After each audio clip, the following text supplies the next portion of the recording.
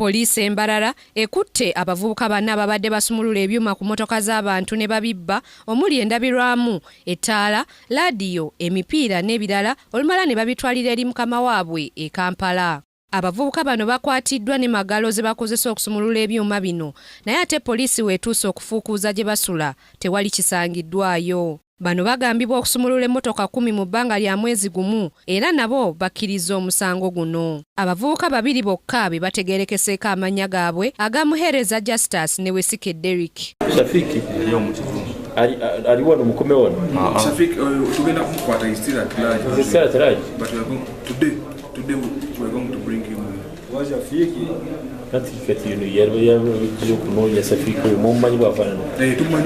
okusinziira ku poliisi y'e Mbarara, abavubuka bano okukwatibwa kiddiridde okukola ekikwekweto oluvannyuma lw'abantu okwemulugunya ku bubbi bw'ebyuma by'emmotoka zaabwe obubadde bususse. Bakutte oluvannyuma lw'okufuna okwemulugunya ku bantu abawerako nga mmotoka zaabwe ddala zimenyebwa wano mu Mbarara n'ebitundu ebigiriraanye, kwe kukola ekikwekweto era tubasanze n'ebyuma ebikozesebwa okumenya mmotoka omuli zimagalo, omuli screws n'ebirala. Ibin Senkumbi nga ye mwogezi wa poliisi y'e Mbarara asuubizza nti poliisi yakweyongera okunoonyereza ku nsonga eno okutuusa mukama w'abavubuka bano wanaakwatibwa. Tukyagenda mu maaso n'okunoonyereza okuzuula ne raketi eyo yonna, gurupu eyo layini okuva waggulu ababatuma ababosi baabwe bonna tusobole okubakwata era tubavunaanire. Omu ku bannannyini mmotoka ezibadde zibbibwako ebyuma Leonard Musaalu attotodde engeri gye yabbibwamu era nga musanyufu nti ababbi bano bakwatiddwa. Ennaku zaali 7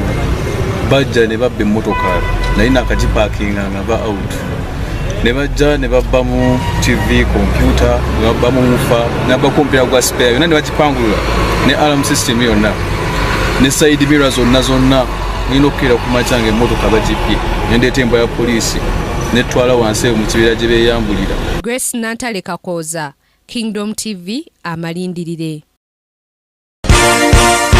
This is Kingdom TV.